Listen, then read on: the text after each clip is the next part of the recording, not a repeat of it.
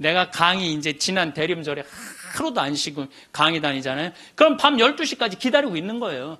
그걸 먹인다고. 아버지는 산에 가서 큰 죽을 둥 살 둥 주치캐로 다니고, 어머니는 또 밤 12시까지 그걸 다려놓고 아들 강의 끝나면 먹이려고. 근데 저는 한편으로는 늙은 분들을 너무 고생시키는 거 아닌가 이런 생각이 드는 반면, 아니다, 저러다가 차라리 지쳐서 돌아가시는 게 낫다. 그래서 내가 어머니 아버지한테 올 봄에는 아까 명동에 와서 그 신발을 이렇게 신발 가게에 보면서 내년엔 올 봄에는 신발을 좀 더 가벼운 걸 사드려야 되겠다. 산에 더 다니시게. 그래서 늙어서 행복하게 살기 위해서는 첫 번째, 무조건 집을 나가라. 나이 먹어서 외롭지 않게 사는 방법은 일단 해만 뜨면 집을 나가야 돼요. 그리고 70, 80 넘어갖고 집에 있는 게 아니에요. 일단 나가주는 게 예의라니까. 그냥 70, 80 넘어갖고 그냥 하루 종일 그리고 앉아있으면요, 며느리들 힘들어요. 며느리들만 힘들게 아니라 여러분들도 심심해서 죽는다는 거예요. 혼자 있는 고독이라는 게 참 무서워요. 우리나라 독거노인 숫자가 125만 명이나 돼요. 어떤 모양으로든 함께하는 방법을 찾아야 돼요. 가끔 1박 2일씩 사라져 주는 것도 예의야. 그래서 우리 생태마을에 오는 것도 예의예요, 예의.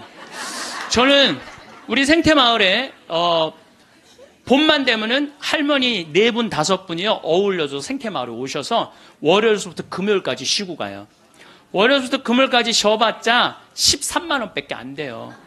아니, 여러분들 일주일 동안 내 손으로 밥 안 하고 먹여주지, 재워주지, 찜질방 있지, 산책로 있지, 미사 있지, 강의 있지. 1년에 한두 번 13만 원 위해서 나를 못 써요? 근데 그 할머니들이 이제 몇 년을 오는데 그 할머니들이 나한테 이구동성을 하는 얘기가 있어요. 신부님 말대로 집 잡혀서 이렇게 내가 쓰다 보니까 인생이 너무 즐겁다는 거야. 인생이 너무 즐겁다는 거야. 집 잡혀서 쓰다 보니까 인생이 너무너무 즐겁다는 거야. 사는 게 너무 행복하다고 그래요. 요즘 우리 어머니 친구들이 매일 모여서 우리 집에서 먹고 막 춤도 춘대. 음악 틀어놓고 춤도 추고.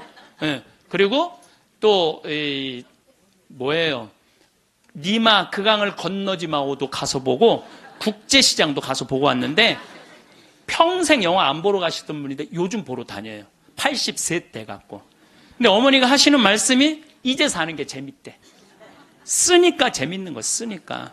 여러분들 국제시장에 유일한 내 귀에 들어오는 단어가 딱 하나 있어요.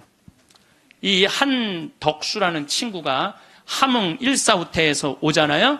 네가 장남이니까 네 책임져지라고. 그러니까 이제 자기가 대학도 못 들어가고 파독 광부가 되죠.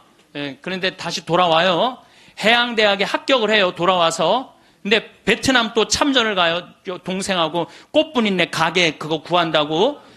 근데 그 부인이 한마디 해요. 당신 왜 가족을 위해서만 사느냐고. 당신을 위해서도 살으라고. 당신을 위해서도 살으라고. 그런데도 이 사람은 끝까지 가족을 위해서 마지막까지 살죠. 그 여의도에서 막순이라고 함흥에서 놓친 그 이제 미국에 이제 입양돼 갖고 정말 눈물 콧물 다 빼죠. 근데 저는 이런 생각이 들어요. 대한민국에 지금 70, 80대 되신 분들이 이 나라 일으켜 세운 거예요. 이 나라 일으켜 세우고 고생이란 고생은 다 하고, 그럼 이제 호강할 때도 됐는데 아직도 뭐가 몸에 뱄냐면 나 같은 게 무슨 호강이야. 이런 생각을 하는 분들이 너무 많아요. 그래서 여러분들 제발 집을 나가세요. 집을 무조건 나가야 돼요. 집을 나가야지 집 안에 있으면 안 돼. 그래서 월요일 날은 경복궁이 쉬죠. 화요일 날은 경복궁, 수요일 날은 덕수궁, 목요일 날은 창덕궁, 금요일 날은 국립박물관, 토요일 날은 온양온천, 전철 공짜냐. 온양온천 갔다 오고, 일요일 날은 춘천 갔다 오고, 그렇게 계속 돌아다니는 거예요. 계속. 돈 하나도 안 들어요. 다 무료 입장이야. 다 무료 입장. 내가 말하는 데는 다 무료 입장이야. 그렇게 계속 돌아다니다 보면은요, 죽을 때 어떻게 죽는다고? 지쳐서 죽는다니까. 지쳐서. 죽을 때 지쳐서 죽어야 돼. 네. 네. 미국에서는 할머니, 할아버지들 사진을 찍어놔요. 사진을 찍어놓고 3개월 동안 뭐를 시키느냐면은 3개월 동안 뭐를 시키느냐면은 운동을 시켜요. 헬스도 하게 하고 그 다음에 파티도 하게 하고 럭비도 하게 하고 그렇게 3개월 동안 그 3개월 후에 다시 사진을 찍어요. 그랬더니 3개월 전에 찍은 사진보다 3개월 후에 찍은 사진이 훨씬 젊게 보이더라 이거예요. 사람은요 어떤 마음을 가지고 사느냐에 따라서 생김새도 달라진다는 거예요. 나는 늙었어. 난 이제 죽을 거야. 죽을 날만 계속 기다리고 있잖아요. 그러면 그냥 죽는 거예요. 우리나라 의사 선생님들이 100살 넘은 분들한테 문의를 했어요. 손수건 있어요. 걱정하지 마세요. 여러분들이 너무 많아갖고 지금 더워서. 또 강원도는 오늘 영하 17도예요. 영하 17도라 내복을 입고 왔더니 우리는 내복을 안 입으면은 추워서 못 살아요. 어쨌거나 100살 넘은 분들한테 물어봤어요. 이렇게 100살까지 어떻게 건강하게 사느냐고. 근데 100살 넘은 모든 분이 똑같이 뭐라고 얘기냐면 해만 뜨면 집을 나간다는 거예요. 여러분 오늘 해만 뜨면 여기 나오니까 좋아요 안 좋아요? 좋잖아. 천주교가 얼마나 할 일이 많아요. 그래서 여러분들 나는 성당 다니는 거 나이 먹어서 참 좋다고 생각해. 성당 다니는 거. 성당 갈 때까지 걸어가요 안 걸어가요? 올 때 걸어오고. 그리고 또 우리 천주교가 미사 참여할 때 그냥 놔둬요. 일어나라 앉아라 들어와라 나가라. 얼마나 많이 시켜 미사 때마다. 그리고 여러분들 나이 먹어서요 이렇게 많은 사람들 속에 어우러져 있으면은요 자기가 의식이 젊어진대요.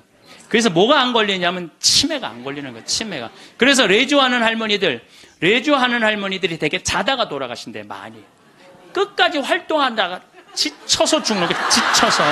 레주하는 할머니들이 끝까지 활동하다가 지쳐서 죽는 거예요. 지쳐서. 그러니까 여러분들 성당 다니는 거 참 좋은 거예요. 그리고 제가 권하는 거는 무기력증에 빠지지 않기 위해서 가장 중요한 거 운동하는 거예요.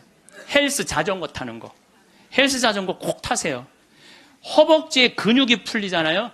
그때부터 누워서 똥오줌 싸는 거예요. 여러분들 누워서 똥오줌 싸는 사람들 많이 보셨어요? 아마 내가 제일 많이 봤을 거야. 누워서 똥오줌. 왜냐면 환자 봉송체 나가니까. 그러면요 한 5년 10년 누워서 똥오줌 싸는 집에 들어가잖아요. 온 집안에 냄새가 배 있어요. 온 집안에. 그러니 그 집이 기쁨이 있겠어요 없겠어요?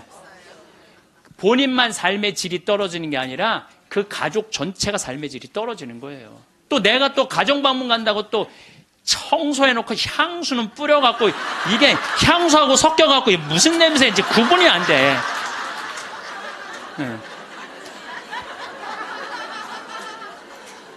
여러분들 나이 먹어갖고 미국은요 제가 이거 여러 번 봤어요. 미국은요 90살이 넘어서 다리가 풀려갖고 거동을 못하는 분들한테 의사가 약 처방 안 해요. 뭘 처방하냐면 헬스장 가라고 그래요. 헬스장. 왜냐하면 몸에 근육이 있으면요 잠도 잘 와요. 몸에 근육이 있으면 잠도 잘 오고 또 몸에 근육이 있으면은 누워서 똥오줌 안 싼다는 거예요. 그래서 어떤 할아버지는 헬스를 하면서부터 어깨가 넓어져갖고 양복을 다시 맞추고 춤도 추고 그런다는 거예요. 또 나이 먹어갖고 좋은 건 춤추는 거예요.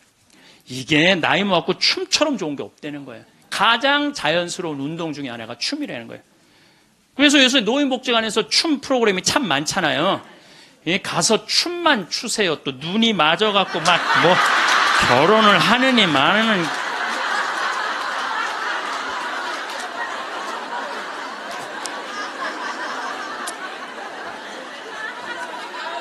돈 쓰는 거 아깝다고 72%에 돈 쓰는 거 아깝다고 72%의 할머니, 할아버지들이 아무것도 안 해서 집에만 있는다는 거예요. 우리나라에 지금 72%의 할머니, 할아버지들이 돈 쓰는 거 무섭고 아깝다고 아무것도 안 하고 집에서 있는다는 거예요. 그런데 이 중에 45%는 극빈자예요. 극빈자라고 그러는 거는 정말 어려운 분들이 우리나라, OECD 국가 중에 노인 가장 가난한 나라가 우리나라예요. 이것도 참 슬픈 일이에요. 왜냐하면 우리나라가 정말 잘 사는 나라거든요. 여러분들 우리나라 잘 사는 나라인지 모르세요? 알죠? 잘 살아요. 이번에도 뭐 1조 1000억 달러를 달성하고 무역 흑자 500억 달러가 넘는 나라예요. 그런데 노인들은 OECD 국가 중에 가장 가난해. 이게 참 슬픈 일이에요. 근데 어쨌든 45%는 정말 쓸 돈이 없는 할머니, 할아버지들이에요. 그런데 나머지 27%는 돈 쓰는 게 아까워서 못 쓰는 분들이에요. 27%는. 여러분들이 여가 활동도 하지 않고 27%의 할머니들 아무것도 안 하면 이 할머니들이 뭐 하는 거냐면 나중에 누워서 똥오줌 싸는 거예요. 여러분들 이 돈 간병인 병원비로 다 씁니다.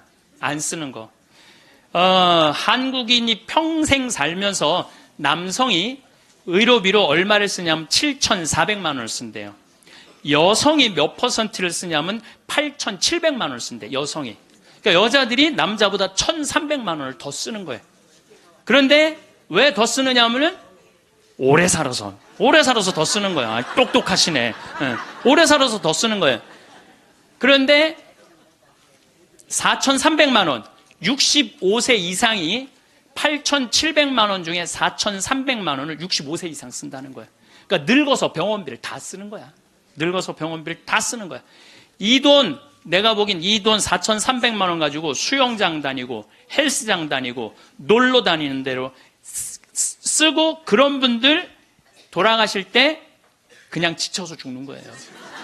그런 분들이. 제 생각에는 여러분들 운동, 헬스장 요즘 7만 원 내지 8만 원 해요. 그럼 그 헬스장만 다녀도요, 50년 다닐 수 있어요. 50년. 병원비 다른 거 말고 여러분들이 쓰는 병원비를 가지고만 해도 50년 헬스장 다닐 수 있어요. 자, 이제 헬스장 얘기를 좀 할게요. 제가 왜 헬스장을 굉장히 중요하게 여기느냐 하면은 나이를 먹어서는요, 근력 운동을 해야 돼요. 40살이 넘어서부터 몸에서 1%씩 근육이 빠져나가요. 1%씩 근육이 빠져나가면은 80살 되면 거의 다 빠져나가는 거예요. 그럼 뭐만 남어? 뼈만 남는 거예요. 뼈만 남으면 그 다음 뭐 하는 거야? 눕는 거예요. 그래서 그 근육을 보충해 주려면 고기도 일주일에 한 번은 먹어야 되고 또 헬스장. 자, 신부님 저 돈이 하나도 없어요. 신부님은 맨날 돈 있는 사람 얘기만 해요. 여러분들 우리 평창은요, 평창 종합운동장에 건강증진센터가 있는데 헬스장이 있는데 무료예요. 무료. 이게 우리 평창만 무료가 아니라 여러분들 주위에 무료 헬스장 널려 있어요. 그러면은 아침에 나가갖고 헬스장 가면은요, 젊은 사람도 구경할 수 있고 내 몸에 맞게만 하면은요, 1시간, 2시간 얼마든지 시간 보낼 수 있어요. 그 옆에 목욕탕 딸려있으면 목욕탕. 그리고 저녁에 집에 들어오면은요, 자지 말라고 그래도 쓰러져서 자요. 네. 자지 말라고 그래도 쓰러져서 자요. 근데 문제는 뭐냐면은 할머니들 중에 이런 분들이 신부님 나이를 먹으니까 잠이 안 와. 이런 분들은 왜 잠이 안 오냐면 하루 종일 소파에 앉아갖고 여러분들 누워서 똥오줌 싸는 아버지를 모시면서 어떤 분이 일기를 썼어요. 극히 일부만 제가 옮겨놓을게요. 이 참 내용이 참 가슴이 참 짠해요. 이 더 기가 막힌 내용도 있는데 내가 이 방송이라 정말로 정말 우리들이 들을 만한 객관적인 내용만 쓴 거예요. 어제는 불효를 했다.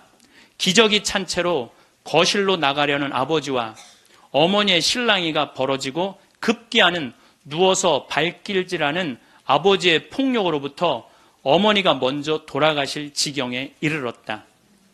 여러분들 마지막에 똥오줌 싸고 이런 분들 치매에 걸린 분들은요, 막 뱀이 막 기어간대요. 천장에 뱀이 기어가고 천장이 막 무너지는 것 같고 극도의 공포에 사로잡힌대요. 그러니까 이 치매 걸리는 게 진짜 똥오줌 싸는 것보다 더 무서운 게 뭐예요? 치매 걸리는 거예요. 근데 진짜 무서운 건 치매에 걸려갖고 똥오줌 싸는 거예요. 예, 치매에 걸려갖고. 그리고 집 나가갖고 치매 걸리는 부모님 잃어버리면은 자식들이 또 얼마나 애가 타요. 그리고 막 짓기 다 망가뜨려 놓고. 참, 이런 못할 짓을, 이게 이유가 딱 한 가지라니까요. 안 죽어서 생기는 일이에요. 안 죽어서. 자, 여기, 그러니까 이제 할아버지가 이제 할머니를 막 때렸나 봐요. 밤이면 더욱 기승을 부리는 망령. 이미 아버지의 영혼의 절반은 잡기에게 농락당하는 처지에 이른 것이니 이 집안을 어찌할꼬. 부처님께 3배 후, 불교 신자예요. 부처님께 3배 후 죽비를 들어 아버지 양쪽 발바닥을 호되게 내리쳤다. 여러분들, 늙으면 자식이 부모 때린다는 얘기 많이 들었죠? 때릴 수밖에 없대요. 때릴 수밖에 없대요. 때려야지 컨트롤이 되니까. 하늘은 어찌 나를 이토록 침통하게 만드는 것일까? 아버지가 돌아가셨다. 염을 할 때 무릎 꿇고 용서를 빌었다. 잘못했습니다. 용서해 주세요. 용서해 주세요. 수도 없이 눈물로 용서를 빌었다. 그러니까 제 생각에는 자식들한테 이런 고통 주기 싫으면은 자기 인생은 누가 책임지는 거야? 자기가 책임져야 돼. 나이 들어 자식에게 의존하는 마음 자체를 없애야 돼요. 끝까지 내 힘으로 화장실 가고 돌아다닐 수 있을 때까지 돌아다니라는 거예요. 여기 어느 외로운 노인의 글이 하나 있는데 참 모든 인생이 다 들어있어서 제가 여러분들한테 한번 읽어드릴게요. 3년 전 마누라가 세상을 떠난 뒤 나는 외로움을 견디다 못해 함께 살자는 아들의 청을 받아들였다. 여러분들 지금 할머니 할아버지들 집에서 할머니 할아버지들 보면 많이 싸우죠. 많이 싸우죠. 그게 얼마나 큰 행복인지 몰라요. 싸우는 것도 행복이에요. 싸울 남편도 없잖아요. 그럼요, 그거 얼마나 외로운데요. 외로울 수밖에 없어요. 나는 내가 강의 때 핸드폰 울려도 한 번도 신경질을 부린 적이 없어. 내가 나는 아늑하고 편안한 아들네 집에서 학교 간 손자들과 직장에 나간 아들과 며느리가 돌아오는 저녁 때를 기다렸다. 그러니까 자식 집에 들어가서 살아도요, 혼자인 거예요. 혼자인 거예요. 아이들이 있어 집안 분위기가 활기찰 것이라고 기대했지만 손자 녀석들은 학교에서 돌아오자마자 늘 숙제하느라고 바빴다. 공부하느냐고 할머니 할아버지랑 놀아줄 시간 없다는 얘기예요. 하루에 한 번 저녁 시간에 온 식구가 모였는데 식사 분위기는 대체로 딱딱했다. 가끔 어린 손자가 학교에서 일어난 일을 얘기하며 깔깔대면 제 어미가 할아버지 앞에서 떠들면 못 써 하고 야단을 쳤다. 사실 나는 녀석들이 짓거리는 일이 즐거웠는데 말이다. 차를 마실 때라도 두런두런 이야기를 나누면 좋으련만 아들이 아버님 늦었습니다. 이제 그만 주무시지요 하고 말하면 나는 잠이 오지 않아도 내 방에 가야 했다. 감옥이죠, 감옥. 바깥에 나가고 혼자 있을 수도 없고 자식하고 산다고 행복한 게 아니라니까요. 그러던 어느 날 이웃 노인 몇 사람과 오래간만에 즐겁게 마작을 하다가 시간 가는 줄 몰랐다. 그러다 저녁에 퇴근한 며느리에게 그 노인들 식사를 같이 부탁했는데 며느리가 진수성찬을 차려 올렸다. 그런데 이튿날 아침이었다. 아들이 미리 말도 없이 손님을 청하면 어떡하냐면서 앞으로 그러지 마세요라고 말했다. 언젠가부터 나는 자주 배가 고팠다. 금방 밥을 먹어도 또 배가 고팠는데 냉장고에 내가 먹을 만한 간식이 없었다. 그래서 나는 매일 늙은 행상한테서 만두를 3상자씩 사 먹었다. 그 뒤로는 뱃속이 편안했고 하루 종일 목소리를 쓰지 않는 나로서는 만두 장수와 이야기 나누는 일도 즐거웠다. 여러분들 늙으면은요, 이 만두 장사랑 얘기 나누는 것도 즐거워. 나하고 누가 말만 해줘도. 그래서 우리 생태마을에 전화해갖고 할머니들요, 무지하게 통화 오래 하는 말들이 많아요. 어느 날 만두 장수는 내게 줄 거스름돈이 모자라 나중에 며느리를 통해서 돈을 건네주었는데 며느리는 아버님이 이렇게 직접 사다 드시면 사람들이 우리가 아버님을 잘 돌보지 않는다고 생각할 거예요 라고 말했다. 그렇게 2년이 흘렀다. 갈증이 나고 자주 오줌이 마려운 증세가 더 심해져 병원에 갔더니 당뇨병이라고 했다. 아들은 너무 많이 드셔서 그 병에 걸린 겁니다. 라고 말했다. 며칠 뒤 내 몸은 회복됐지만 마음은 뒤숭숭했다. 그러다 문득 마누라 장례식 때 보고 여태 만나지 못한 친구가 생각났다. 그때 친구는 장례식장에서 양로원 생활이 즐겁다고 했다. 같은 연배의 늙은이들과 산책도 하고 요리도 하고 밤 늦게까지 얘기도 나눈다며 만족한 표정을 지었다. 내가 들어갈 방도 있냐고 묻자 친구는 자네는 아들과 더불어 만년을 편안히 즐기게 라고 말했다. 여러분들, 늙어서요, 늙은 친구들하고 어울려서 노는 게 행복할 것 같아요. 나 쳐다보지도 않는 아들하고 사는 게 행복할 것 같아요. 여러분들 여기 지금 늙은 친구들하고 오신 분들 많죠? 네. 아들이 여기 와서 놀아줄 수 있어요? 못 놀아줘요? 못 놀아줘요. 그러니까 이 생각을 바꿔야 된다는 거예요. 그냥 돈을 꾸리고 아껴서 그 옆에 있는 소중한 친구하고 밥 한번 사 먹을 생각 안 하고 자식 뒷돈 대줄 생각만. 그 정신 나간 엄마 아빠들이라는 거예요. 그러면 나는 그 친구의 말에 공감했지만 이미 3년을 편안하게 보냈으니 그것으로 족하지 않는가. 나는 자리에서 일어나 주섬주섬 짐을 꾸렸다. 옛 친구들이 있는 곳으로 가기 위해. 제가 가끔 삼성 노블카운티 또 유무상통 마을 그야말로 돈이 있는 할머니 할아버지들 노인 요양시설에 가서 강의를 해요. 그분들 참 멋지게 살더라고요. 해주는 밥 딱딱 먹고 수영장 있고 삼성 노블카운티는 골프 클럽도 있더라고. 같이 골프도 치고 다니고. 여러분들 다 하실 수 있어요. 뭐만 하면 학원만 끊으면 욕심만 버리면 여러분들 다 하실 수 있어요. 대한민국은요 지금 얼마든지 행복하게 살 수 있는 길이 있는데 이놈의 욕심이 지금 대한민국을 막고 있는 거예요. 예전에는 40살 50살까지 살 때는 치매가 뭔지 노년의 외로움이 뭔지도 모르고 살았어요. 그런데 이제는 70, 80, 100, 110살까지 살면서 점점 사는 게 재미가 없어져요. 그래서 나이가 들면은 뭐가 드느냐면 무기력증이 든다고 말씀을 드렸어요. 여러분들 사는 게 재미가 하나도 없고 무기력증에 빠지면 그 다음에 오는 건 우울증이에요. 이제 병으로 발전해요. 그래서 우리나라 그 할머니들 65세 이상 할머니들 그 우울증을 조사해 보면은 부부가 같이 노년에 살면 우울증이 21% 온대요. 그리고 자식하고 살면 27%가 온대요. 그러니까 여러분들 늙어서 자식들하고 살면은 행복할 것 같죠? 행복하지 않아요. 그러니까 여러분들 나는 늙어서 자식한테 효도받고 산다? 아니에요. 나이를 70, 80, 90 넘어가면서 자식하고 살면은요 서름받고 섭섭하고 또 내 마음 몰라주고 내가 저를 어떻게 키웠는데 나를 이렇게 무시해? 자기 오래 사는 줄 모르고 섭섭한 것만 생각해요. 자기 오래 사는 줄 모르고 섭섭한 것만 생각해요. 그러니까 자식하고 살면은 우울증에 더 많이 걸리는 거예요. 그러니까 여기 계신 여러분들은 늙어서 자식하고 한 집에서 산다는 생각은 아예 머릿속에서 빼버려야 돼요. 빼버려야 돼요. 또 문제는 혼자 살면은요 이 우울증은 41%로 늘어나요. 혼자 살면. 누가 뭐라 그래도 늙어서는 부부가 같이 사는 게 제일 좋아요. 누가 뭐라 그래도. 그러니까 여러분들 지금 여기 60, 70 되신 분들, 50 되신 분들도 마찬가지예요. 내가 지금 자식 걱정하고 며느리 걱정하고 손자 걱정하고 손녀 걱정할 때가 아니라니까요. 네. 남편 걱정하고 아내 걱정해야지 자식들 걱정할 일이 아니에요. 여러분들 이번에 니마 그 강을 건너지 마오. 그거 보셨어요? 네, 보셨죠?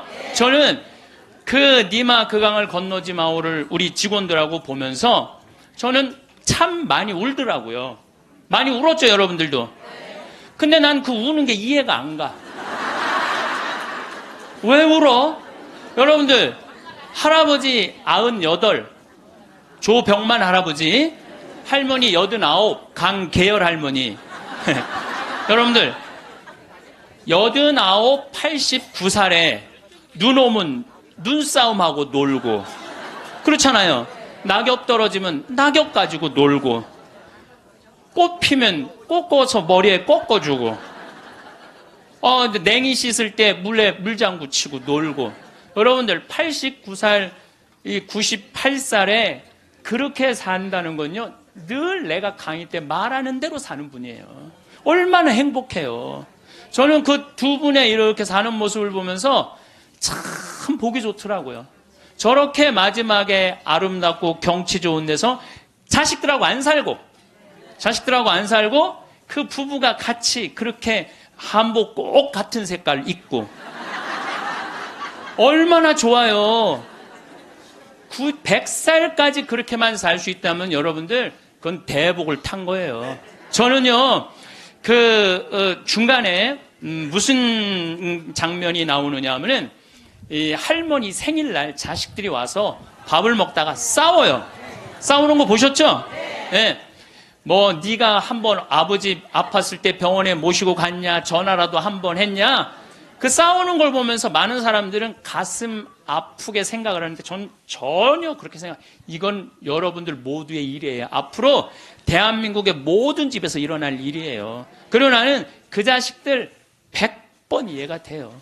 100번 그 자식들 이해가 돼요. 여러분들 생각을 해보세요. 98이면 아들이 68살이야. 아들이 68살이면은 자기도 힘들어. 자기도 70에 들어섰는데 98살 먹은 아버지 언제 챙겨요? 98 먹은 아버지. 여러분들 생각을 해봐요. 예, 여러분들 딸이 하나 있는데 40살까지 시집도 안 가고 80 다 된 내 옆에 붙어 살아. 그럼 그 딸 이뻐요, 미워요? 그리고 그냥 돈이라도 벌어오면 좋은데 돈도 안 벌어와. 돈도 안 벌어오고 계속. 그리고 이런 우리나라 캥거루족이 몇 명이냐면은 100만 명이래요.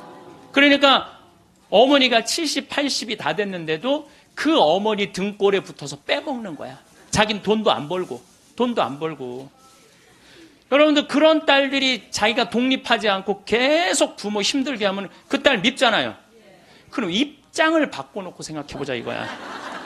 내 나이가 60이 됐는데 아버지가 100살 되도록 안 죽고 계속 내 등에 붙어 살면은 60 먹은 자식은 힘들 것 같아요? 안 힘들 것 같아요? 똑같은 입장이에요. 계산상 안 맞는다는 계산상. 자식을 20년 키웠으면 20년만 얻어 먹어야지. 근데 이제는 20년 키우고 40년, 50년, 60년 얻어 먹는다니까요. 지금 50살 되신 분들은 110살까지 산다고 말씀드렸죠? 그러면은 지금 50살 된 분들 110살까지 살면은요, 60살서부터 자식 기대고 산다면은요, 몇 년 얻어먹는 거야? 50년 얻어먹는 50년. 지금 40살들은요, 120살까지 사는 거야. 그럼 60살서부터 자식 기대서 얻어먹고 산다면은요, 60년 얻어먹는 거야. 20년 기껏 키우고 난 다음에. 60년 얻어먹는 게 말이 돼요? 그러니까 이제는 자식하고 산다는 거는 자식이 늙어서 나를 책임진다는 건 상상도 하지 말라는 거예요. 누가 책임져야 돼? 내 인생은? 내가 책임지는 수밖에 없어요. 아니, 제가 늘 드리는 말씀이지만은 저는 고등학교 3학년 때까지 어머니 아버지가 저를 키웠어요. 저는 우리 집 막내로서 정말 사랑 많이 받고 자랐어요. 그 신학교 들어가니까 누가 날 키워줬어? 교회가 날 키워줬어. 신학교, 교회가. 신부되고 보니까 너무 고마워. 그래서 20년 동안 나 키워준 어머니 아버지한테 은혜를 갚으리라. 내가 받은 만큼은 돌려주리라. 그래갖고 내가 신부 돼갖고 첫 사목 활동비 받았을 때 45만 원인가 받았어요. 그 24년 전에요. 어머니 25,000원, 아버지 25,000원 용돈 드렸다니까요. 그렇게 20년 동안 한 달도 안 빠지고 용돈 드렸어요. 4년 전에 끝났어. 4년 전에 계산 끝났어요. 그런데도 어머니 아버지가 갈 생각을 안 하네. 아버지 85, 어머니 83인데 너무 정정하신 거예요. 근데 저는 괜찮아요. 왜냐하면 여러분들, 저는 사실은 어머니 아버지를 전 참 많이 사랑해요. 이제는요, 자식이 효도로 부모를 모시는 시대는 끝났어요. 자식이 부모를 얼마나 사랑하느냐가 결정적이에요. 너무 사랑하면 보고 싶잖아. 자꾸 같이 있고 싶고. 사랑은 그거 아니에요? 보고 싶고 같이 있고 싶고. 그러니까 아버지가 85이 돼도 어머니가 83이 돼도 항상 머릿속에는 시간만 되면 아버지, 어머니 보러 가고 싶다. 이 생각을 좀 갖고 있어요. 이건 효도의 차원이 아니에요. 사랑의 차원이지. 그러니까 나는 또 어머니, 아버지가 살아있는 게 좋아. 왜냐하면 어머니, 아버지 죽으면 아무도 없잖아요. 마누라가 있어, 자식이 있어, 누가 있어. 어머니, 아버지 죽으면 끝인데. 그래서 내가 어머니, 아버지한테 꼭 하는 말이 있어요. 올해도 가서 말씀드렸어요. 어머니, 아버지, 내가 70에 은퇴하니까 앞으로 딱 20년만 더 살아라. 그럼 아버지 105, 어머니 103이야. 그러니까 딱 20년만 더 살고 그땐 내가 안 붙잡겠다. 그땐 죽어도 된다. 저는 상관없는데 여러분들은 상관이 있어요. 왜 상관이 있느냐면은 70살 된 여러분들, 50, 60살 된 여러분들은 지금 나도 힘들지만 자식 결혼시켜줘야지, 또 뭐 책임져야 될 게 얼마나 많아. 그런데 늙은 어머니, 아버지, 90, 100살 된 어머니, 아버지까지 살아있다면은 이건 너무 힘든 거예요. 너무너무 힘든 거예요. 그러니까 인생이 즐거운 게 아니라 인생이 온통 짐이야, 짐. 그러니까 온통 짐이 되기 싫으면은요, 여러분들, 짐이 되기 싫으면요, 내 인생은 이제 내가 책임지는 거예요. 내 인생은. 그리고 여기 80 넘으신 분들 가운데 자식이 전화 안 한다고 섭섭해하지 말아요. 자식이 전화 안 한다고. 당연히 잊어먹을 때도 돼요. 그 나이 되면은. 그 나이 되면 잊어먹을 때도 돼요. 어머니, 아버지가 있는지 없는지도 모르는데 무슨 전화야, 전화는. 응. 그리고 정 목소리 듣고 싶으면 본인이 하세요. 전화기 째려보고 있지 말고. 1번 누르면 큰아들, 2번 누르면 작은아들 나오는데 그걸 못하고 이놈의 새끼들이 손가락이 없어, 발가락이 없어, 왜 전화를 안 해? 자기가 하면 되지. 그래서 늙어서는 뭐를 버려야 되느냐면 거지 근성을 버려야 돼요.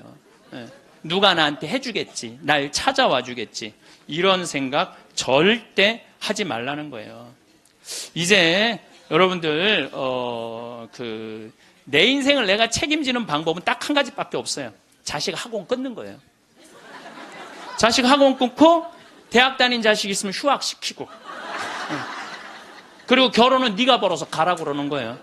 이 대한민국 이 세 가지가 안 되잖아요. 그럼 모두가 불행할 수밖에 없어요. 근데 우리나라 애들이 지금 얼마나 허약하냐 하면 우리 생태마을은 참 일이 1년 내내 일이 너무너무 많아요. 그래서 사람이 많이 필요해요.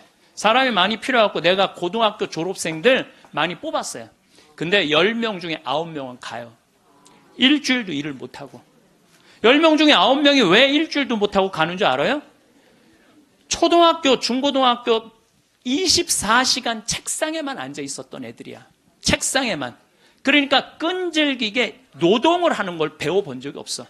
여러분들 유럽 아이들, 미국 아이들은요, 이 스포츠를 너무너무 중요하게 여겨요. 그래서 토요일 날, 일요일만 되면은 엄마 아빠들이 애들 운동하는 거 계속 지켜봐요. 그래서 내가 이번에도 미국 쪽에 이 워싱턴 쪽에 강의를 갔는데 그러더라고요. 여기 우리 사회는요, 운동을 못하면은 사람 대접을 못 받는다는 거예요.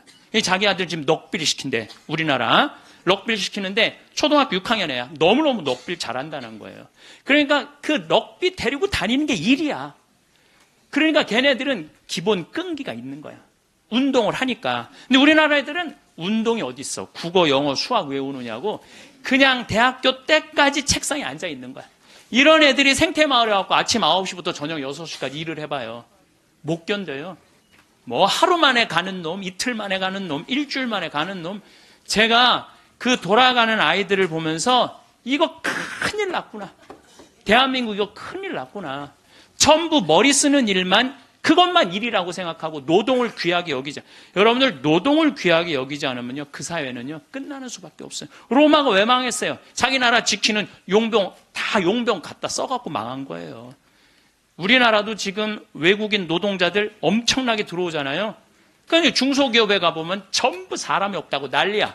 그런데 국가에 보면은 지금 애들 캥거루족이 100만 명에 취직 못하는 애들 200~300만 명이 넘게 집에서 그냥 노는 거야. 아무 일도 안 하고. 엄마 돈 빼먹는 거죠. 엄마 아빠. 등골 빼먹는 거예요. 그거는 엄마 아빠의 등골만 빼먹는 게 아니라 80, 90까지 살 엄마 아빠 등골까지 다 빼먹는 거예요. 이게 여러분들 보통 심각한 문제가 아니에요. 대한민국 지금 심각해요. 자식들한테 돈 다 뺏긴 노인들, 쓸 돈이 없어서 집 안에만 그냥 박혀 있는 거예요. 공원에 나가 이렇게 장기 바둑 두는 데 기웃거리다가 집에 들어오는 할머니들 참 많아요. 결국 사는 맛 하나 없이 사는 노인들이 극단적으로 선택할 수밖에 없어요. 왜 삶을 그렇게 마감하냐 이거예요. 근데 이게 다 여러분들 욕심 때문에 그래요. 욕심 때문에 애들을 망치는 거예요. 여러분들 지금 이 초등학교 학생들이 오늘 굉장히 많이 왔는데 이거 굉장히 막 아주 이거 획기적인 일이 지금 벌어졌어요, 지금. 이 초등학생들이.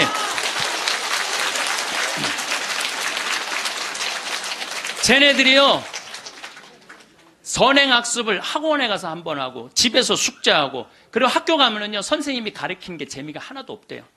세 번째 공부하니까. 세 번째 그러니까 선생님이 존경스럽지가 않은 거야. 그래서 쟤네들이 학교 다니는 게 재미가 하나도 없는 거예요. 여러분들 학교 다니는 게 재미가 없는 애들이 나중에 어떻게 될 것 같아요? 컴퓨터 게임에 빠지는 거예요. 근데 그게 선행학습이 누구 때문에 벌어지는 거냐? 대한민국의 부모들 때문에 그래요. 내만 1등 시키고 싶은 이 욕심. 이게 대한민국을 병들게 하고 아이들을 병들게 하고 그것만에 거기에 학원비 들어가는 건 내 노년의 이 연금을 다 쏟아붓는 거야. 그래서 마지막에는 선택할 수밖에 없어요. 대한민국이 건강해지려면요, 제가 농담으로 하는 얘기가 아니에요. 학원 끊고 대학 휴학시키고 지금 집에서 노는 놈들 전부 공장에 취직시켜갖고 일시켜야 돼요.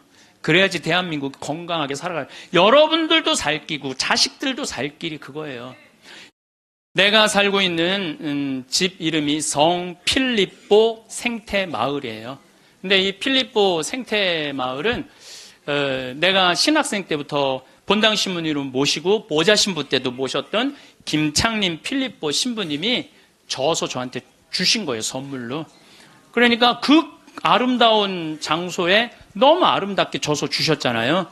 근데 그래서 신부님 본명이 필립보예요. 그래서 필립보, 성필립보 생태마을이에요. 근데 이분이 2012년 5월 17일 저녁 8시 17분에 내 품에서 돌아가셨어요. 87세의 나이로. 근데 내가 이분의 돌아가심을 보면서 참 죽음에 대해서 많이 묵상을 했어요. 이 얘기는 내가 다음 시간에 하도록 하고 지금은 마침 기도로 이혜인 수녀님 기도를 바치겠습니다. 어느 노인의 고백이라는 기도입니다. 성부와 성자와 성령의 이름으로. 하루 종일 창밖을 내다보는 일이 나의 일과가 되었습니다. 누가 오지 않아도 창이 있어 고맙고 하늘도 구름도 바람도 벗이 됩니다. 내 지나온 날들을 빨래처럼 꼭 짜서 햇살에 널어두고 봅니다. 바람 속에 펄럭이는 휘노애락이 어느새 노을빛으로 물들어 있네요. 이왕이면 외로움도 눈부시도록 가끔은 음악을 듣습니다. 이 세상을 떠나기 전 내가 용서할 일도 용서받을 일도 참 많지만 너무 조바심하거나 걱정하진 않기로 합니다. 죽음의 침묵은 용서하고 용서받은 거라고 믿고 싶어요. 고요하고 고요하게 하나의 노래처럼 한 잎의 풀잎처럼 사라질 수 있다면. 건강하고 활기찬 매일을 보내는 것. 이것이야말로 우리 모두가 꿈꾸는 가장 소중한 목표가 아닐까요? 과거에는 행복한 삶이란 무엇인가 주어지기를 기다리는 것이라고 여겼습니다. 하지만 이제는 다릅니다. 진정한 행복은 스스로 적극적으로 설계하고 만들어가야 하는 것임을 깨닫게 됩니다. 우리는 각자의 삶을 주인공으로 살아갈 수 있는 힘과 지혜를 가지고 있습니다. 누군가에게 의존하거나 상황이 좋아지기를 수동적으로 기다리는 것이 아니라 매일매일을 의미 있게 채워나가며 진정한 만족감을 찾아가는 것입니다. 그렇다면 어떻게 해야 할까요? 어떤 방법으로 우리의 삶을 더욱 풍요롭고 의미 있게 만들 수 있을까요? 그 답은 생각보다 가까운 곳에 있습니다. 바로 우리의 일상 속에서 실천할 수 있는 작은 변화들 속에 숨어 있습니다. 우리가 마주하는 가장 큰 적은 무엇일까요? 그것은 바로 무기력증과 우울함입니다. 하루 종일 집 안에만 있으면서 몸을 움직이지 않다 보면 자연스럽게 마음도 위축되고 생각도 부정적으로 변해갑니다. 이런 악순환의 고리를 끊어내는 가장 확실한 방법이 바로 규칙적인 신체 활동입니다. 운동이라고 하면 거창하게 생각할 필요가 없습니다. 매일 아침 일어나서 집 밖으로 나서는 것만으로도 충분한 시작입니다. 가벼운 산책로를 따라 걸으며 계절의 변화를 느껴보세요. 바람이 얼굴을 스치는 느낌, 새들의 지저귐 소리, 나무들 사이로 스며드는 햇살을 온몸으로 받아들이는 것만으로도 우리의 몸과 마음은 놀라운 변화를 경험하게 됩니다. 걷기가 익숙해졌다면 조금 더 다양한 활동에 도전해보는 것도 좋습니다. 동네 체육관에서 하는 댄스 수업에 참여해보세요. 처음엔 어색하고 부끄러울 수 있지만 음악에 맞춰 몸을 움직이다 보면 어느새 얼굴에 미소가 번지고 마음이 가벼워지는 것을 느낄 수 있을 것입니다. 헬스 자전거나 수영 같은 운동도 훌륭한 선택입니다. 중요한 것은 운동의 종류가 아니라 꾸준함입니다. 매일 같은 시간에 집을 나서는 작은 습관 하나가 우리의 신체적 건강은 물론 정신적 건강까지 지켜주는 든든한 방패막이가 됩니다. 몸을 움직이면 우리의 뇌에서는 행복감을 주는 화학물질들이 분비됩니다. 이것은 과학적으로도 입증된 사실입니다. 운동을 하고 난 후에 그 상쾌함과 성취감은 어떤 약물로도 대체할 수 없는 자연스러운 치료제입니다. 또한 규칙적인 운동은 수면의 질을 개선하고 식욕을 정상화시키며 면역력을 높여줍니다. 하지만 무엇보다 중요한 것은 운동을 통해 얻는 자신감입니다. 처음에는 조금만 걸어도 숨이 찼던 몸이 점점 튼튼해지고 계단을 올라가는 것이 한결 수월해지는 것을 느낄 때 우리는 스스로에 대한 믿음을 되찾게 됩니다. 나도 할 수 있다는 자신감, 변화할 수 있다는 희망, 이런 긍정적인 에너지가 삶의 다른 영역으로까지 퍼져나가게 됩니다. 아무리 몸을 열심히 움직여도 채울 수 없는 무언가가 있습니다. 바로 정서적 만족감과 소속감입니다. 인간은 본능적으로 사회적 동물입니다. 다른 사람들과 소통하고 교감하며 함께 무언가를 나누고 싶어하는 욕구를 가지고 있습니다. 이런 욕구가 충족되지 않으면 아무리 몸이 건강해도 마음은 메마르고 외로워집니다. 혼자 있는 시간을 완전히 없앨 수는 없지만 그 시간을 줄이고 다른 사람들과 함께하는 시간을 늘려보세요. 오랫동안 연락하지 않았던 친구에게 전화를 걸어보는 것은 어떨까요? 처음엔 어색할 수도 있지만 대화가 시작되면 금세 옛정이 되살아나면서 서로의 안부를 나누게 됩니다. 이웃과의 관계도 소중히 가꿔보세요. 엘리베이터에서 마주치는 분께 먼저 인사를 건네고 아파트 단지 내에서 산책하는 분들과 자연스럽게 대화를 나눠보세요. 처음엔 날씨 이야기나 간단한 인사말에 그칠 수 있지만 시간이 지나면서 서로에 대해 더 많이 알게 되고 진정한 이웃사촌의 관계를 만들어갈 수 있습니다. 지역 복지관이나 문화센터에서 진행하는 다양한 프로그램에 참여해보는 것도 좋은 방법입니다. 요리 교실, 원예 수업, 노래 교실 등 다양한 활동들이 준비되어 있습니다. 이런 곳에서 만나는 사람들은 비슷한 관심사를 가지고 있기 때문에 자연스럽게 친해질 수 있습니다. 종교적인 믿음이 있으시다면 교회나 절, 성당 등의 공동체에 적극적으로 참여해보세요. 예배나 법회에 참석하는 것뿐만 아니라 봉사활동이나 소모임에도 참여하다 보면 신앙을 통해 맺어진 깊이 있는 인간관계를 만들어갈 수 있습니다. 사회적 교류의 가장 큰 장점은 서로에게서 배울 수 있다는 점입니다. 다른 사람의 경험담을 들으며 새로운 시각을 얻게 되고 내 이야기를 들어주는 사람이 있다는 것만으로도 마음의 위안을 받게 됩니다. 또한 함께 웃고 이야기하는 시간들은 스트레스를 해소시켜주고 삶의 활력을 불어넣어줍니다. 때로는 다른 사람을 도와주는 역할을 하게 되기도 합니다. 컴퓨터나 스마트폰 사용법을 잘 모르는 분께 알려드리거나 몸이 불편한 분을 도와드리는 일을 통해 우리는 존재의 의미와 보람을 느끼게 됩니다. 누군가에게 필요한 존재라는 것을 확인하는 순간 우리의 자존감은 한층 높아집니다. 지금까지 이야기한 신체 활동과 사회적 교류를 실천하기 위해서는 어느 정도의 비용이 필요합니다. 체육관 이용료, 문화센터 수강료, 친구들과의 식사 비용 등등 말이죠. 이런 지출을 보며 돈을 너무 많이 쓰는 것은 아닐까 하고 걱정하는 분들이 계십니다. 하지만 이런 생각을 조금 바꿔볼 필요가 있습니다. 건강을 위한 지출을 단순한 소비가 아닌 투자로 바라보는 관점의 전환이 필요합니다. 운동을 하고 사람들과 어울리는데 쓰는 돈은 미래의 의료비를 줄이고 삶의 질을 높이는 가장 확실한 투자입니다. 실제로 규칙적으로 운동하는 사람들은 그렇지 않은 사람들에 비해 각종 질병에 걸릴 확률이 현저히 낮습니다. 당뇨병, 고혈압, 심장질환, 치매 등 각종 성인병을 예방하는데 운동만큼 효과적인 방법은 없습니다. 또한 사회적 교류를 통해 받는 정서적 지지는 우울증과 불안장애를 예방하는 데 큰 도움이 됩니다. 건강을 잃고 나서 병원비로 지출하게 되는 돈을 생각해 보세요. 수술비, 입원비, 약값, 간병비 등등 그 비용은 상상을 초월합니다. 게다가 돈으로 살 수 없는 것이 있습니다.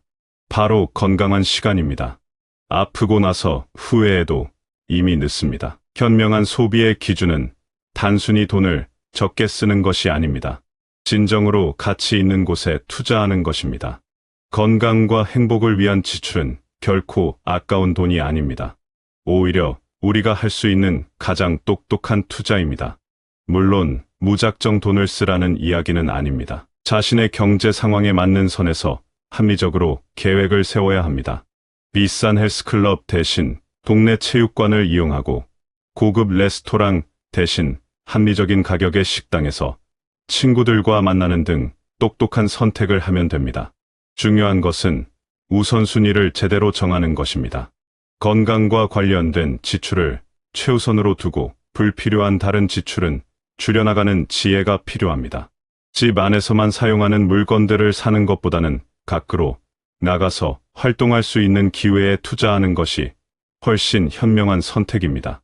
또한 건강을 위한 투자는 단순히 개인적인 차원에서만 의미가 있는 것이 아닙니다. 건강한 사람이 많아질수록 사회 전체의 의료비 부담이 줄어들고 더 많은 사람들이 활기차게 살아갈 수 있게 됩니다. 우리의 작은 투자가 사회 전체에 긍정적인 영향을 미치는 것입니다. 건강을 위한 지출에서 얻는 것은 단순히 몸의 건강만이 아닙니다. 새로운 사람들과의 만남, 새로운 취미와 관심사의 발견, 성취감과 자신감의 향상 등 돈으로 환산할 수 없는 소중한 가치들을 얻게 됩니다. 이런 것들은 우리의 삶을 훨씬 더 풍요롭고 의미 있게 만들어줍니다.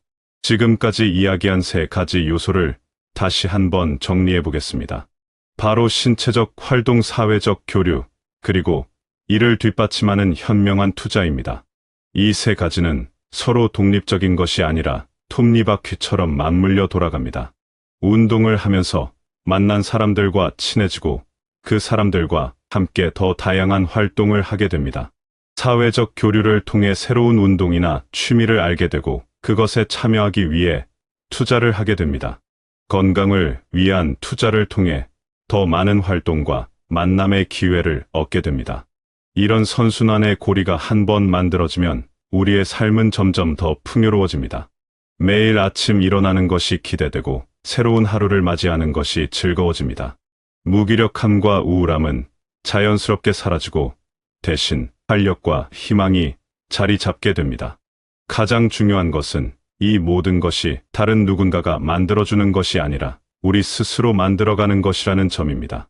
주도권을 우리가 가지고 있습니다. 변화를 만들어낼 힘도 우리 안에 있습니다. 처음에는 작은 변화부터 시작해도 됩니다. 하루에 10분만 더 걷기, 일주일에 한 번, 친구와 통화하기, 한 달에 한 번, 새로운 활동에 참여해보기, 이런 작은 실천들이 모여서 큰 변화를 만들어냅니다. 중요한 것은 완벽해야 한다는 부담을 갖지 않는 것입니다. 때로는 또 해안가에서 많이 살고 그 다음에 강에서 많이 살았어요. 동굴 해안가의 조건을 갖춘 데가 제주도입니다. 슬프게도 4.3 때 서북청년회하고 군인, 경찰들을 피해서 그런 동굴에 들어가서 피신을 하고 감자를 먹고 지냈죠. 그러면서 불을 질러갖고 동굴 안에서 다 죽기까지 하는 그런 슬픈 역사가 4.3 시대 1948년, 49년에 이런 일이 있었어요. 그래서 구석기 이야기를 여러분들하고 하고 싶었던 거예요. 뗀석기라고 이렇게 돌이 삐죽한 거 있으면 그걸 떼어내. 그래갖고 그것을 채집, 사냥을 통해서 생활했던 시기입니다. 보통 10,000년 전까지 15,000년 전, 20,000년 전 저쪽 메소포타미아 쪽으로 가면은 20,000년 전으로 봅니다. 10,000년 전까지 추정이 돼요. 요때는 같이 사냥을 하고 같이 나눠 먹었기 때문에 계급이 없었어요. 쉽게 말해서 전쟁이 없었단 얘기예요. 그리고 반경 보통 한 20명이 가족이 함께 살으려면 반경 한 30km 그리고 이제 이동 생활을 계속했어요. 그렇기 때문에 참 어떻게 보면은 고통스럽고 배고프고 막 힘든 시기였지만은 계급이 없었던 시대입니다. 계급이 어떻게 보면 가장 행복했던 시기, 억울한 죽음이 없었던 시기죠. 그러고 난 다음에 신석기로 넘어갑니다. 신석기는 뗀석기, 떼어서 하는 게 아니라 간석기야. 갈아, 돌을. 그래갖고 날카롭게 해갖고 이제 사냥을 하기 이게 제가 왜 뗀석기, 간석기, 청동기, 철기를 말씀드리느냐 하면은 뗀석기 때는 사람을 죽이는 일이 쉽지 않았어요. 근데 신석기 시대는 사람을 죽이는 일이 쉬웠어요. 돌 화살촉도 있고 우리나라는 신석기 문화를 가장 잘 엿볼 수 있는 것이 서울 암사동에 거기 1920년에 엄청난 홍수가 납니다. 그때 신석기 유물이 암사동에서 발견이 됩니다. 한번 가보세요. 또 경기도 연천 전곡리에 유명한 돌망치가 나옵니다. 그래서 우리나라가 참 대단한 민족이에요. 그래서 지금도 이렇게 물건을 잘 만들고 배를 잘 만들고 요즘 탱크도 잘 만들고 한술 더 떠서 비행기도 잘 만드는 그런 것들이 우리 민족 안에 하여튼 무슨 DNA가 들어있어요. 신석기 시대부터 계급이 생겨요. 족장, 군장, 계급이 생기면서 지배 계층이 생기고 그 다음에 피지배 계층이 생겨요. 그리고 힘센 사람이 힘 약한 사람을 끌어다 하고 이때부터 노예라고 표현하긴 애매해도 노예 비슷한 제도가 나타납니다. 자, 청동기로 이거 말하자면 끝도 없는 공부죠. 저는 여러분들하고 이렇게 지금 4.3 사태를 가지고 하나하나 이렇게 공부해 나가는 것이 저도 다시 자료를 찾고 논문을 읽어보고 공부를 하고 또 제가 이제까지 알던 것들을 종합하는 요게 너무 재밌고 머리가 막 팍팍팍팍 돌아가요. 내가 지금 나이가 60인데도 머리가 팍팍팍팍 돌아가요. 어쨌거나 이제 빗살무늬 토기가 나오고 기원전 8000년부터 기원전 1500년까지 우리나라는 그렇습니다. 최초의 농사가 된 곳은 비옥한 초승달 지역입니다. 지금 전쟁을 하고 있는 이스라엘, 그 다음에 이라크, 이쪽 지역을 말합니다. 바그다드, 요렇게 초승달 지역에서 최초로 농사가 시작됩니다. 왜 예수님이 곧 비옥한 초승달 지역에 왔는지는 제가 성경 특강 때 잘 말씀드려놨습니다. 인류 문명의 시작은 비옥한 초상 땅, 지금 팔레스타인 지역을 말합니다. 이때 이제 그 계급이 생기기 시작하는 거예요. 그래서 사실은 진보하고 보수하고 좌익하고 우익하고 이런 것들은 신석기 시대부터 시작이 됐다고 볼 수 있습니다. 뭐 신석기 때도 뭐 그냥 괜찮아요. 근데 문제는 뭐가 문제느냐 하면은 청동기 시대, 솔로몬과 다윗 시대로 보면 되고, 우리나라는 기원전 1500년서부터 한 기원전 200년 요때까지로 이렇게 생각하시면 됩니다. 그러니까 뭐 한 1500년, 2000년 기원전을 얘기합니다. 솔로몬 다윗 시대니까 성서를 읽어보면 솔로몬 다윗이 청검을 가지고 싸웠다고, 청방패를 가졌다는 표현이 나옵니다. 그리고 진짜 철기. 자, 청동기 시대의 칼은 여기 굉장히 중요한 포인트가 있습니다. 청동기 시대의 칼은 찌르면은 아팠어요. 죽지 않고. 왜냐면 이게 청동이 잘 휘었어요. 그래갖고 막 내리치고 막 이러면은 청검이 휘었어요. 아팠어. 물론 좀 들어갔겠지. 들어가긴 들어갔겠지만은 아픈 정도. 그래서 이때는 전쟁을 해도 대량 학살이 일어나지 않았어요. 전쟁을 해도. 그저 동네 사람들, 뭐 500명, 1000명, 2000명이 서로 찌르고 아프다고 그러고 막 뭐 알아 누웠다고 그러고 그런 정도입니다. 그런데 철기 시대가, 그러니까 기원전 한 1000년, 이 철기가 페니키아 쪽에서부터 시작이 됩니다. 이것도 다, 이 지역도 성서의 시작되는 지점입니다. 철로 칼을 만들면은 아프지 않아요. 죽었어요. 이거 굉장한 차이점입니다. 뗀석기 때는 사람을 뭐 머리를 치고 뭐 이랬겠죠. 그 다음에 간석기 때는 사람의 상처를 많이 줬겠죠. 청동기 시대는 중상을 입혔겠죠. 철기 시대 때는 살인을 저지를 수가 있었어요. 칼로 찔러갖고. 이때부터 뭐가 생기느냐면 제국이 생깁니다. 알렉산더라는, 그 다음에 이집트 문명, 파라오들, 이러한 것들이 다 철기로 넘어가면서 대제국이 생겨요. 이때부터는 싸우면은 500명, 1000명이 싸우는 게 아니야. 5만 명, 10만 명, 뭐 20만 명, 페르시아 가서는 뭐 30만 명, 이러면서 제국이 생기고 민족과 민족이 서로 착취하고 빼앗고 노예로 만들고 철저한 노예가 생기는 거예요. 철기 시대가. 지금도 우리는 철기 시대에 살고 있습니다. 그런데 이게 1500년경에 들어서면서 조금씩 포탄이 나오기 시작을 하고 폭약이 나오기 시작을 하고, 이 폭약을 가장 잘 쓴 민족이 우리 민족이에요. 신기전이라고 들어봤죠?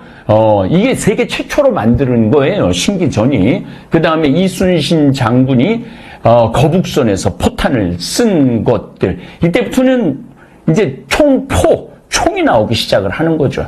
그러니까 더 많은 사람을 죽일 수 있고 아주 잔인한 인간의 말살을 할 수 있는 시기가 지금 이 철기 시대입니다. 그런 와중에 그런 뭐 수많은 역사의 결집을 하고 우리나라에서는 가장 최근에 제주도 4.3에 수많은 사람, 3만 명, 뭐 어떤 보고서는 8만 명이라고 그러는데 그것도 제가 여러분들하고 하나하나 밟아 나갈 거예요. 왜 8만 명이라는 숫자가 등장을 하는지, 왜 미국의 보고서에는 8만 명으로 보고가 되는지에 대한 이야기도 차근차근 밟아 나갈 겁니다. 시대, 구석기 시대, 신석기 시대, 청동기 시대, 철기 시대를 넘어가면서 여러분들이 무기의 변화를 이해를 하면은 인간의 잔인성, 을 알 수가 있어요. 제가 지난 시간에 테일하르드 샤르댕 신부님 말씀을 했지만 그럼에도 불구하고 이 21세기에 들어서서 뭐가 없어지느냐 하면 노예 제도가 없어집니다. 그 다음에 인종차별이 없어집니다. 그 다이아몬드 교수님의 총균 그 책을 읽어보면은, 총이 얼마나 인류 역사를 변화를 시켰는지, 쇠가 얼마나 인류 역사를 그냥 뭐 하는 얘기니까, 제가 그 쇠에 대한 이야기를 조금 하겠습니다. 1492년 콜럼버스가, 신대륙을 발견을 하죠. 그러면서 아프리카도 발견을 합니다. 그래서 케이프타운, 맨 끝에 케이프타운서부터 유럽 사람들이 개발을 해나가기 시작을 합니다.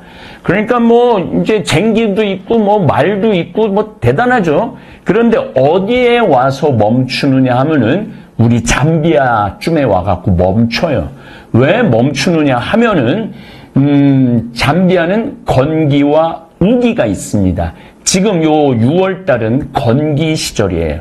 그리고 10월 달부터는 우기 시절이에요. 건기 시절에 가보면은 흙이 돌덩어리예요. 돌덩어리. 유럽, 독일 이런 데 가면 흙이 까만 게 부들부들 하잖아요. 이런 느낌하고 이번에도 대련하고 심양하고 장춘을 가보니까 그 만주 벌판이 얼마나 비옥한지 몰라요. 농사가 기가 막히게 잘 되는 데예요.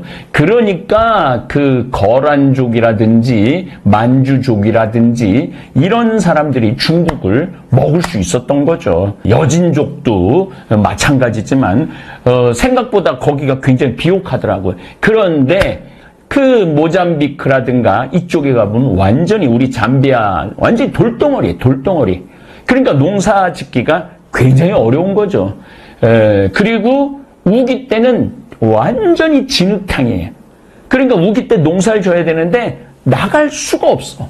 한 걸음이라도. 그래서 이때 아프리카 그 개발하는 걸로 포기를 하고 유럽이 어디로 넘어가냐면 전부 다 아메리카, 북아메리카, 남아메리카로 다 넘어가요. 거긴 땅이 진짜 비옥하거든요. 그래서 이제 그러한 문명사적인 것들을 보면은 우리가 잘 알 수 있죠. 제주도는 바다도 있고 그렇지만은 이게 화산석 지대이기 때문에 참 흙을 구경하기가 쉽지가 않아요. 그러니까 굉장히 살기 어려웠고 이렇게 먹을 게 없었던 제주도에 1945년 해방이 되고 난 다음에 말씀드렸지만은 계속 흉년이 들었어요. 그래서 양복 수지법이라는 거를 1946년 1월에 시행을 합니다. 아니 안 그래도 먹을 게 없는데 제주도 사람들 그 쌀을 다 뺏어가요. 그리고 한 5배 비싸게 팝니다. 그러니까 이 불만이 쌓여있던 제주도 분들이 1947년 3월 1일 날 데모를 했던 거예요. 이러한 것들이 다 서로 연결이 되어 있는 것이죠. 그래서 오늘 시간의 포인트는 뭐냐 하면은, 제주도의 구석기 시대, 신석기 시대, 청동기 시대, 철기가 다